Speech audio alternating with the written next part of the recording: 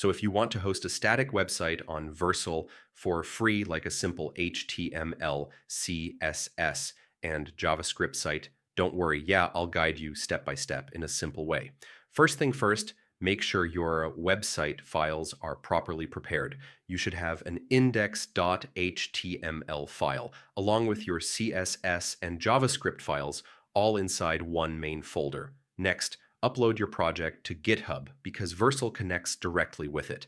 If your files are not on GitHub yet, just create a new repository and upload everything there. After that, go to Vercel and click on Add New Project, then import your GitHub repository. If your accounts are already connected, your project will show up automatically.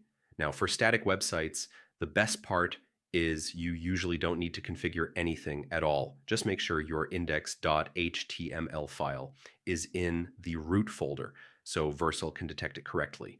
Then click Deploy and let Vercel handle everything. It will instantly host your website and give you a live URL within a few seconds. Once deployment is complete, open the link and your website will be online and accessible to anyone.